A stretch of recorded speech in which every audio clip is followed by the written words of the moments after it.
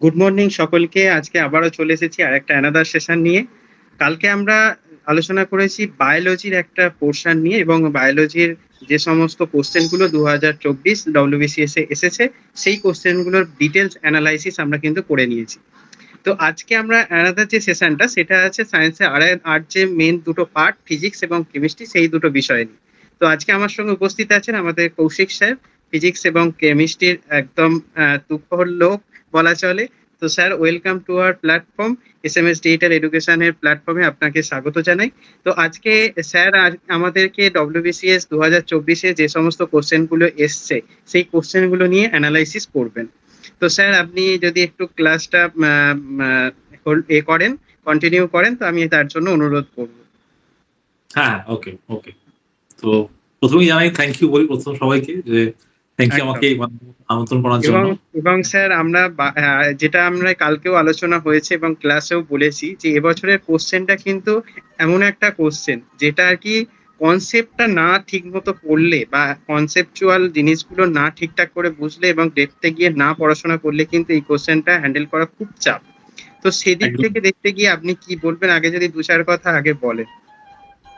হ্যাঁ, একটা ব্যাপার সত্যি কথাই, যে আমি আগেও বলেছি অনেক পডকাস্টে, যে ব্যাপার হচ্ছে যে যদি আমাদের এখনকার যে সমস্ত কোয়েশ্চেন গুলো আসে, সেগুলো কিন্তু একদম যে জাস্ট বই পড়ে জাস্ট মুখস্থ করে গেলাম দিয়ে অ্যান্সার করে দিলাম, সেটার মধ্যে হয় না। অনেকটাই কিন্তু কনসেপচুয়াল কোয়েশ্চেন থাকে। তো মোটামুটি কনসেপ্ট যদি মোটামুটি ক্লিয়ার না থাকে, তাহলে কিন্তু পার্ট একটু মুশকিল। তাই বই একটু খুঁটিয়ে পড়তে হবে, এবং সব থেকে বড় কথা হচ্ছে কনসেপ্ট অবশ্যই ক্লিয়ার করতে হবে। একদমই কনসেপ্ট। তাই। এবং আমাদের যে ক্লাসগুলো হয়েছে, এই কম্বাইন্ড কোর্সের যে ক্লাসগুলো হয়েছে, সেখানে আপনি তো একদম ধরে ধরে জিনিসগুলোকে বলেছিলেন। এবং আপনি তো দেখেছেন যে এই এক্সামটায় কতগুলো কমন এসছেন, এবং আপনি সেটা বলতে পারবেন খুব ভালো করে। হ্যাঁ, হ্যাঁ, হ্যাঁ। এবার যেটা দেখলাম, যে এবারে WBCS কোশ্চেনেতে ফিজিক্স এর পোর্শন যেটা দেখলাম, যেটা খুবই কোয়েশ্চেন গুলো একদমই খুব ইজি টাইপের কোয়েশ্চেন এসছে। হ্যাঁ, খুবই যারা একটুখানি মোটামুটি পড়েছে হালকা ফুলকা, তারাই কিন্তু একদম ফিজিক্সটা অ্যাটলিস্ট ফুল স্কোর করতে পারবে। এটা খুব খাঁটি একদমই। কথা। ঠিক আছে sir, please continue the class. হুম। আচ্ছা, আমি একটু শেয়ার করছি। একদম।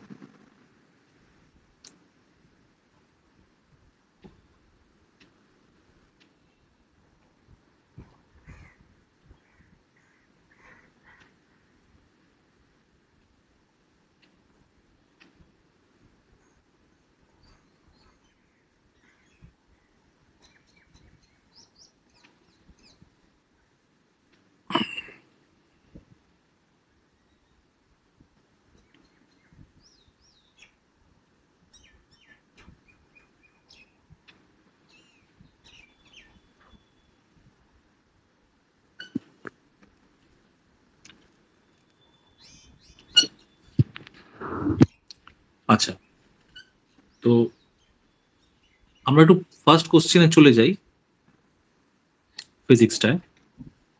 ফার্স্ট পোর্শন হচ্ছে ফিজিক্সে। একদম। তো এখানে ফার্স্টে বলা হচ্ছে যেমন যে অ্যাটমিক মাস।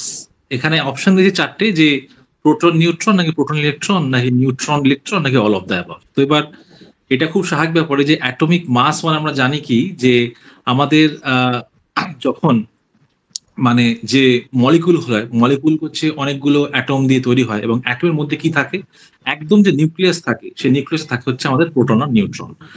আর এই চার চার অ্যাটমের নিউক্লিয়াসের চারপাশে ইলেকট্রন গুলো ঘোরাফেরা করে। তো একটা অ্যাটমের মাস বলতে কিন্তু মেইনলি প্রোটন আর নিউট্রনের মাসই বোঝানো হয়, কারণ ইলেকট্রনের মাস হচ্ছে অত্যন্তই নগণ্য।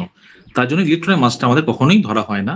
তো অ্যাটমিক মাসের জন্য অবশ্যই তাহলে আমাদের অপশন হবে option A, proton plus neutron. ঠিক আছে। আচ্ছা, তার পাশেই এখানে একটা কোশ্চেনও আছে, সেটাও একবারই বলে দেওয়া যাক, যে সোলার সেল এফিসিয়েন্সি। তো এখানে অপশন দিয়েছে 0 to 5%, নাকি 15 to 20, নাকি 30 to 40, নাকি 80 to 90।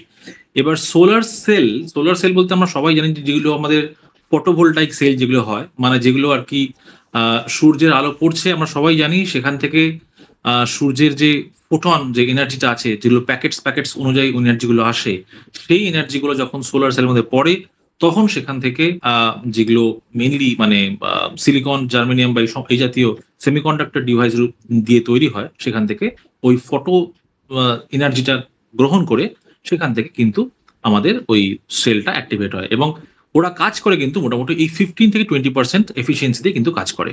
ওরা কিন্তু ফুল এনার্জি কিন্তু অ্যাবজর্ব করতে পারে না। ঠিক আছে? তো তাই জন্যই এর অপশনটা হয়ে যাবে তোমাদের, এফিসিয়েন্সি রেশটা হবে ওদের 15 থেকে 20%। বেশ, আচ্ছা নেক্সট কোশ্চেনে দেখা যাক। এটা খুবই সহজ একটা কোশ্চেন, মানে এটা যারা মাধ্যমিক উচ্চ মাধ্যমিক মানে 9-10 লেভেল কোশ্চেন যেরকম মানে সবাই খুব পড়েটা, যে work done by gravitational force, মানে বলছে একটা প্ল্যানেট যার মাস হচ্ছে এম, সেটা হচ্ছে সানের অ্যারাউন্ডে রিভলভ করছে, রেডিয়াসটা বলেছে আর, তাহলে ওয়ার্ক ডানটা কত হবে? এবার আমরা সবাই জানি এই জিনিসটা, যে আমরা ছোটবেলায় পড়েছিলাম যে কার্যহীন বল বলে একটা জিনিস পড়েছিলাম। হ্যাঁ, তো সেটা কিছুই না, যখন ফোর্সের সাথে ডিসপ্লেসমেন্ট যখন 90 ডিগ্রি অ্যাঙ্গেলে থাকে তখনই কিন্তু আমাদের কার্যহীন বল হয়ে যায় বলটা, তার কারণ কোনো ওয়ার্ক ডান হয় না। তার কারণটা কি আমরা জানি সবাই, যে ওয়ার্ক ডানের যে ফর্মুলা হচ্ছে সেটা হচ্ছে এফ ডট ডিএস, বা আমরা যদি নর্মালিও ভাবি এফ ডট এস, মানে ফোর্স আর ডিসপ্লেসমেন্টের সাথে একটা স্কেলার প্রোডাক্ট হয়। তো এফ এস কস থিটা যেটা হয়, মানে এফ আর এস এর মাঝের যে অ্যাঙ্গেলটা সেটা যদি থিটা হয়, এখানে একটু, হ্যাঁ এক সেকেন্ড, মানে এইরকম যদি একটা ফোর্স হয় আর ডিসপ্লেসমেন্টটা যদি সাপোজ এইটা হয় এস, তো মাঝে যদি অ্যাঙ্গেলটা থিটা হয়, তো এইটা যদি থিটা, তাহলে এফ এস কস থিটা, হ্যাঁ, তো সেটা হচ্ছে আমাদের আমাদের ইয়েটা হয়, মানে ওয়ার্ক ডানটা হয়। ঠিক আছে?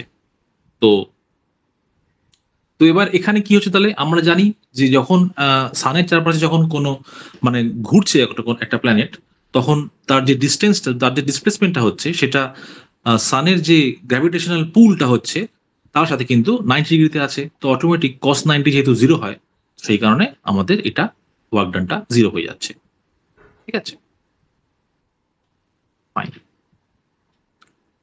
আচ্ছা নেক্সট কোশ্চেন বলেছে, এটাও খুব একটা ইজি কোয়েশ্চেন, কারেন্ট ইলেকট্রিসিটির কোয়েশ্চেন বলেছে, ডিটারমিন দ্য রেজিস্টিভিটি।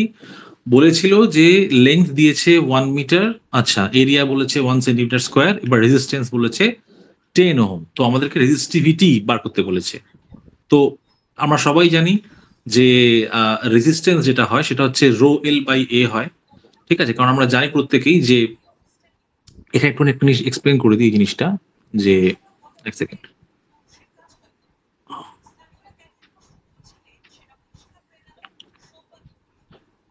সাপোজ একটা এরকম বড় একটা ওয়্যার আছে আর একটা ছোট ওয়্যার আছে। তো ব্যাপারটা হচ্ছে কি, এই উপরের লিঙ্কটা দেখেই বোঝা যাচ্ছে বড় আর নিচের লিঙ্কটা ছোট। তো আমরা যদি একটা সাধারণ মানুষকে যদি কোয়েশ্চেন করি যে আচ্ছা আপনার কি এখান থেকে মানে 10 কিলোমিটার যেতে বেশি কষ্ট হবে নাকি 10 মিটার যেতে বা 5 মিটার যেতে কষ্ট হবে বেশি, সবাই বলে 10 কিলোমিটার যেতে বেশি কষ্ট হবে। অর্থাৎ একটা তো ফ্রিকশন থাকবেই, সেটা একটা কষ্টের ব্যাপার। তো এখানেও সেম জিনিসটাই হয়, যখন কোনো ইলেকট্রন যখন কোনো ওয়্যারের মধ্যে দিয়ে যায়, তখন লেংথ যত বেশি হবে তত বেশি বাধা তাকে অতিক্রম করতে হচ্ছে। তাই জন্য যত বেশি লেংথ বাড়বে তত রেজিস্ট্যান্স কিন্তু বেড়ে যায়। এবং একইভাবে আমরা এটাও বলতে পারি যে একটা যদি সেম লেংথের যদি একটা গ্রেটার ক্রস সেকশনের একটা যদি একটা ওয়্যার আমরা ভাবি, এটার ক্রস সেকশনটা অনেক বেশি বাট লেংথ সেম, আর একটা ছোট ক্রস সেকশনের সেম লেংথের যদি একটা আমরা টানি, যা দুটো লেংথই আছে সেম বাট ক্রস সেকশনটা একটার বেশি একটার কম, তাহলে খুব সহজেই বলতে পারা যাবে যে বেশি কারেন্ট কার মধ্যে দিয়ে যাবে। এখানে যেহেতু ক্রস সেকশনটা বেশি, তাই এখানে বেশি কারেন্ট যাবে, এখান দিয়ে অনেক বেশি কারেন্ট যেতে পারবে। সেই কারণে ক্রস সেকশন বাড়লেও কিন্তু আমাদের কি হচ্ছে, কারেন্ট বেশি যাচ্ছে, অর্থাৎ রেজিস্ট্যান্স কিন্তু কম, রেজিস্ট্যান্স কম হচ্ছে। তো সেই কারণে আর প্রপোর্শনাল টু হয়, আর প্রপোর্শনাল টু হয় A, sorry one by A, আর আর প্রপোর্শনাল টু হয় এল। দুখানাকে কম্বাইন করলে তখন সেকেন্ড,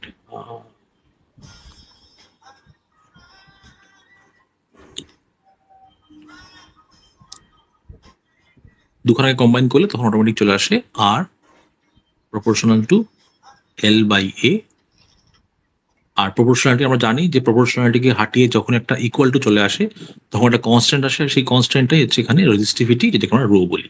তো R equals to rho L by এখান থেকে আমাদের জিনিস ফর্মুলাটা আসে। তো সেখান থেকে আমাদের বার করতে বলেছে রো এর ভ্যালুটা বার করতে বলেছে, তাহলে রো হবে কি আর এ বাই এল।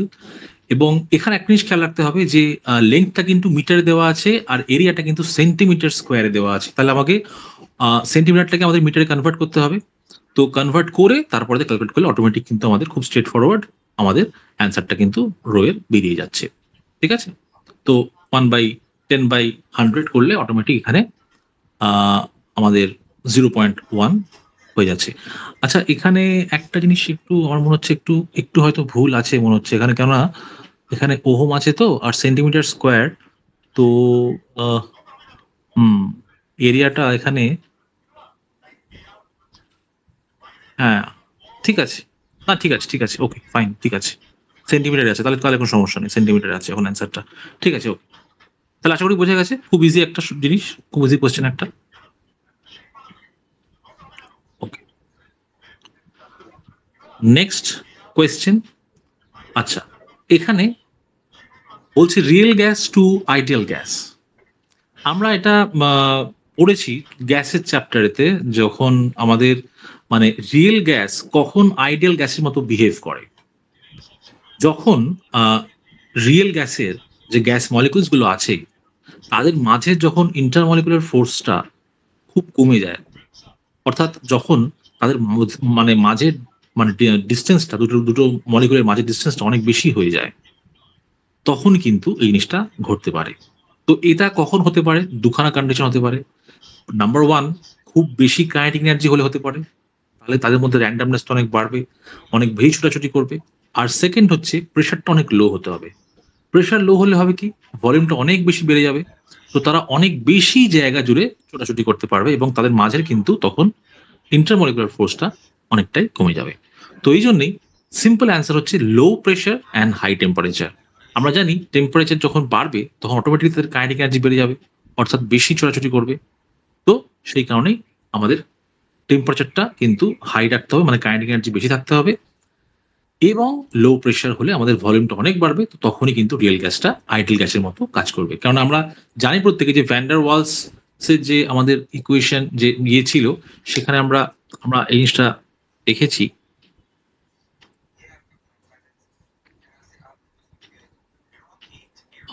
এক সেকেন্ড, আমরা জানি পিভি ইকুয়ালস টু এনআরটি হয় নর্মালি, হ্যাঁ, কিন্তু P plus a by V square into V minus b equal to nRT.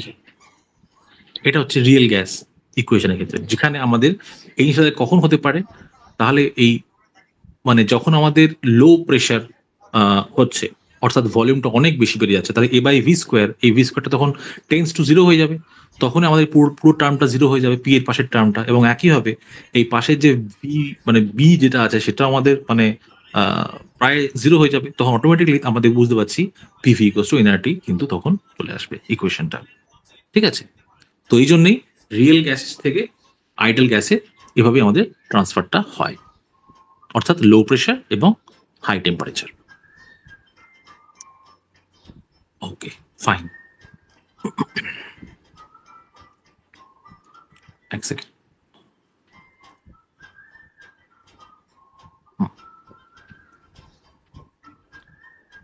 Start.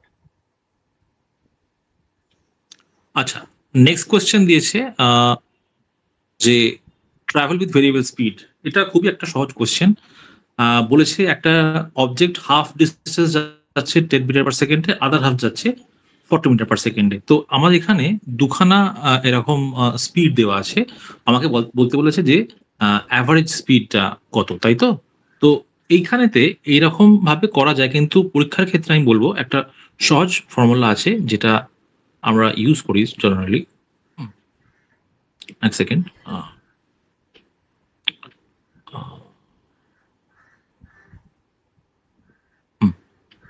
সেটা হচ্ছে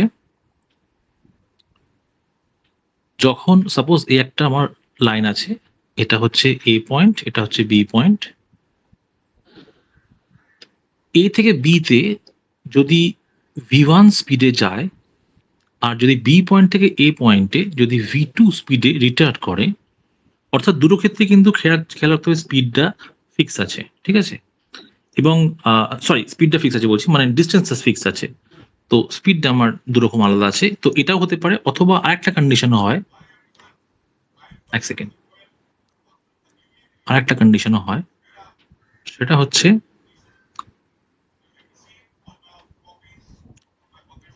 যে এইরকম একটা আছে আর এইরকম একটা, মানে এ বি সি, এটাও হতে পারে। কিন্তু খেয়াল রাখতে হবে এখানে আমি যদি বলা থাকে যে A B equal to BC, অর্থাৎ এক্ষেত্রেও কিন্তু আমাদের ডিস্টেন্সটা ফিক্স আছে। তো আমাদের এখানে দেখা যাচ্ছে এখানে দুখানা হাফ ডিস্টেন্স বলেছে, অর্থাৎ আমাদের ডিস্টেন্সটা কিন্তু ফিক্স আছে দুক্ষেত্রেই। তাহলে তখন, এবং এখানে যদি আমি ধরে নিই এখানেও সে একই কন্ডিশনটা, যদি এখানে ধরলাম এ থেকে বি তে গেছে v1 স্পিডে আর বি থেকে সি তে গেছে v2 স্পিডে, তো ব্যাপারটা হচ্ছে যদি ডিস্টেন্স ফিক্স থাকে তাহলে আহ, গিয়ে রিটার্ন করা হোক বা সেম ডিস্টেন্সে v1 এবং v2 দুখানা স্পিড গিয়ে এ থেকে সি অব্দি গেছে, যাই হোক না কেন, দুক্ষেত্রেই কিন্তু আমাদের অ্যাভারেজ স্পিড আমরা বার করতে পারবো একটা সিম্পল ফর্মুলা দিয়ে। সেটা হচ্ছে কি 2v1 v2 by v1 plus v2, অর্থাৎ 2 ইন্টু 10 ইন্টু 40 ডিভাইড বাই 50। তাহলে সিম্পলি আমরা এখানে তাহলে কি হচ্ছে 5 8 8 টু 16, চট করে তাহলে কিন্তু আমাদের অ্যাভারেজটা বেরিয়ে গেল যে 60 মিটার পার সেকেন্ড, ঠিক আছে? তাহলে এরকম, মানে এখানে জাস্ট মানে জিনিসটা বোঝানোর জন্য এখানে এভাবে মানে দিয়ে দেওয়া আছে, কিন্তু তোমরা যখন পরীক্ষা যখন করবে তখন কিন্তু অবশ্যই এই ফর্মুলাটা ইউজ করে করতে পারো, তাহলে জিনিসটা অনেক তাড়াতাড়ি তোমাদের হয়ে যাবে, ঠিক আছে? ওকে, ফাইন। আচ্ছা,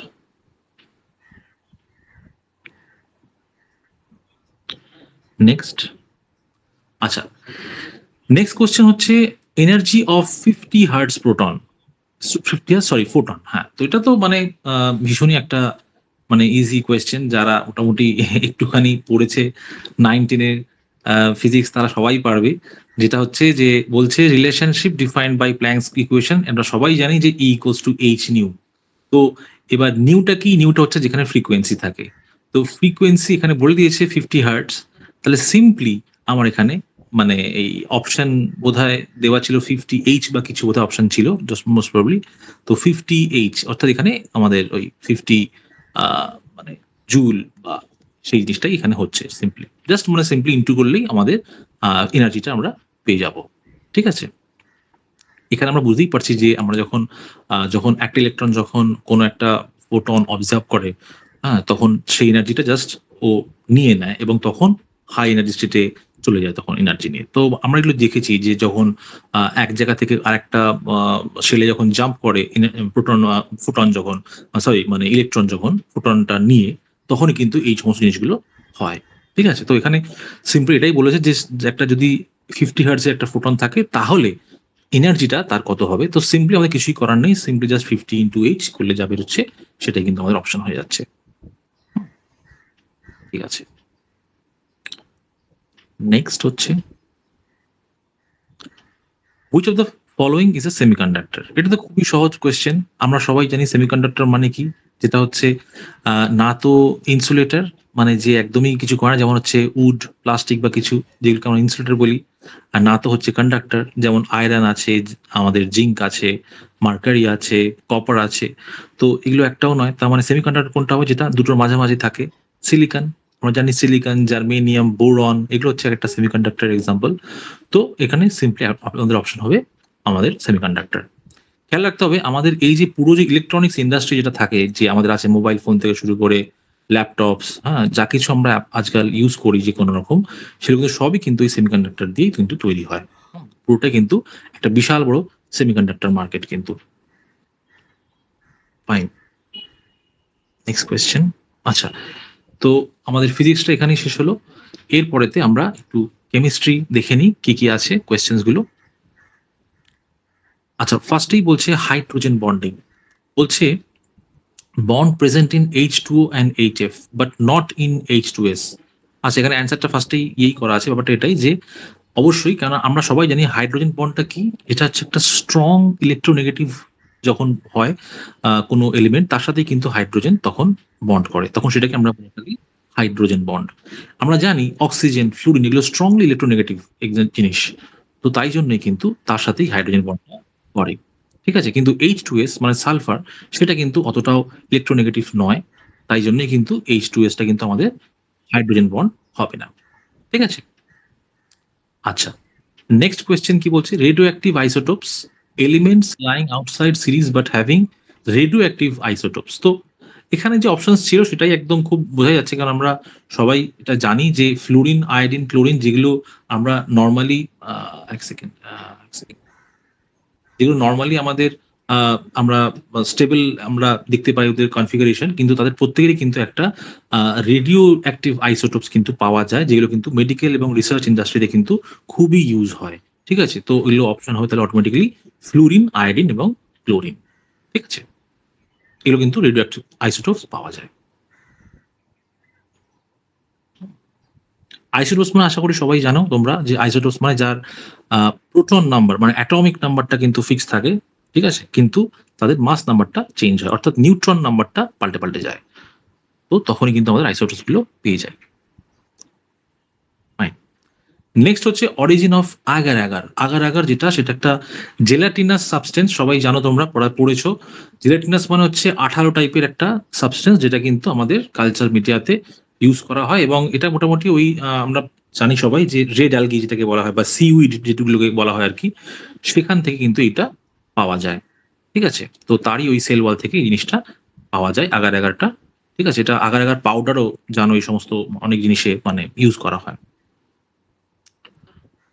Fine. আচ্ছা, নেক্সট বলেছে MCl4। আচ্ছা বলেছে, আচ্ছা ওটার মাস বলে দিয়েছে টোটাল যে 154। তো আমাকে, আচ্ছা তাহলে এবার বলেছে মলিকুলার অক্সাইড, আচ্ছা মলিকুলার ওয়েট অফ অক্সাইড বার করতে বলেছে। ফাইন, তো এমটাও নিশ্চয়ই আমাদের আননোন, তাহলে এমটা বার করতে মানে MO2 মানে সেটা কি হবে সেটা বার করতে বলেছে। তো তাহলে আমাদের আগে এম বার করতে হবে। তো আমরা সবাই জানি যে সিএল এর কি হয়, মলিকুলার মাস আমাদের জানা আছে, সিএল এর হচ্ছে আমাদের 35.5 হয় আমরা জানি। তো তাহলে এখানে CL4 আছে, তাহলে 4 × 35.4 করতে হবে, প্লাস এম করলে আমাদের দিয়ে দিয়েছে 154 হয়ে গেল। তো সেখান থেকে আমাদের এম বেরিয়ে গেল 12। তো আমরা জানি যে 12টা কার সাথে যায় সামঞ্জস্য, আমরা জানি A12 হচ্ছে কার্বনের। ঠিক আছে, এটা আমাদের জানা আছে, অ্যাটমিক মাস হচ্ছে কার্বনের 12। তো তাহলে এটা সি হবে, অর্থাৎ CCl4, অর্থাৎ সিম্পলি কার্বন টেট্রাক্লোরাইড যে আমাদের আছে এটা। তো তাহলে CCl4, তাহলে তার অক্সাইড মানে CO2 সিম্পলি কার্বন ডাইঅক্সাইড হবে, তো তার মলিকুলার মাস কত হবে, সি এর তো 12 এবং অক্সিজেনের হচ্ছে কত আমাদের 16, কেননা অক্সিজেনে আমাদের 8টা প্রোটন 8টা নিউট্রন, তাহলে 16। তো এবার O2 দিয়েছে, তাহলে 16 × 2 তাহলে 32 করলে অটোমেটিক তাহলে আমার চলে আসছে 44। ঠিক আছে, তোমরা সবাই জানো যে কার্বন ডাইঅক্সাইডের 44 হয়। তো অটোমেটিক্যালি এটা আমাদের হয়ে যাবে 44। খুবই একটা ইজি কোয়েশ্চেন ছিল। ফাইন। আচ্ছা, তো আপাতত এই পর্যন্তই, তো সেরকম কিছু কোয়েশ্চেন্স নেই। আচ্ছা, তোমাদের যদি কোনো প্রশ্ন থেকে থাকে তোমরা ফিল ফ্রি টু আস্ক। কোনো রকম কোনো ডাউট থাকলে আমাদের কিন্তু তোমরা যোগাযোগ করতে পারো, তোমরা আমরা অলওয়েজ তোমাদেরকে রেসপন্ড করব। ঠিক আছে, তো ধন্যবাদ। Thank you sir. তো আমরা যে এই কোশ্চেনটা নিয়ে ডিসকাশন করলাম, এটা থেকে একটা জিনিসই শুধু বুঝতে পারলাম, তাই তো স্যার, যে কতটা ডেপথে কি এবং নলেজটা গেইন করলে তবে আমরা এই কোশ্চেনগুলোর অ্যান্সারটা কিন্তু করতে পারবো। একদমই একদমই একদমই খাঁটি কথা, একদমই। হ্যাঁ, তো স্যার আগামী দিনে নেক্সট ডব্লিউবিসিএস গুলোর জন্য বা পিএসসি যে এক্সাম গুলো, সেই এক্সাম গুলোর জন্য কিভাবে স্টুডেন্টরা পড়াশোনা করবে যদি একটু দু চার কথা বলেন। হ্যাঁ, আমি এটা একটু বলতে পারি যে তোমরা যারা পড়াশোনা করছো, তোমরা যারা এই মুহূর্তে ডাব্লিউবিসিএস এর জন্য ভাবছো বা যেকোনো কিছু ডাব্লিউবিসিএস যে কোনো কম্পিটিটিভ এক্সাম স্যার যেগুলো আপনার আছে। ভিডিওটা একটু রোটেট করে নেবেন, মানে আপনার রোটেশনটা অফ করে দেবেন। হ্যাঁ হ্যাঁ হ্যাঁ, এক সেকেন্ড, এক সেকেন্ড। হ্যাঁ, ঠিক আছে। আসলে কাটে তো তাই, হ্যাঁ, ওকে।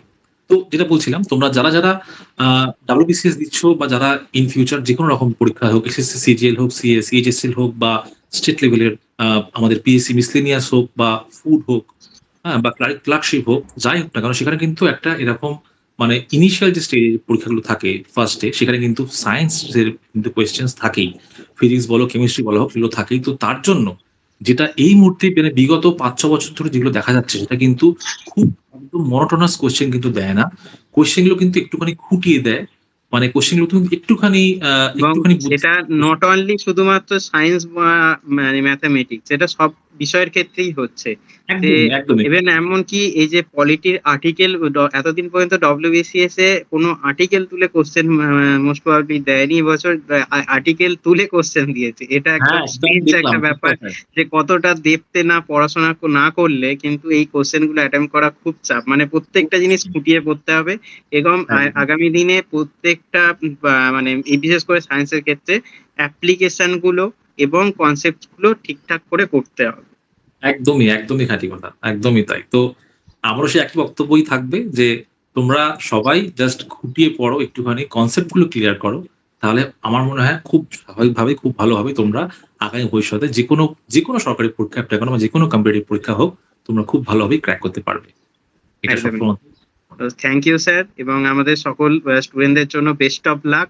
এবং আগামী দিনে আমরা সবাই জানে যে যারা আমাদের কাছে ক্লাস করে তারা তো জানে আমাদের কিভাবে পড়ানো হয় এবং আপনি কিভাবে ক্লাসে পড়ান। তো আপনার তো অনেক ফ্যান ফলোয়ার্স প্রচুর। তো যাই হোক, আগামী দিনে আমাদের যে সমস্ত স্টুডেন্টরা আছে তাদের জন্য অনেক অনেক মানে উইশেস, এবং যারা যারা ভবিষ্যতে আমাদের কাছে পড়বে তাদের জন্য অনেক অনেক উইশেস। তো দেখা একদম। হচ্ছে আবার পরবর্তী কোনো একটি নেক্সট সেশনে। এখন ধন্যবাদ।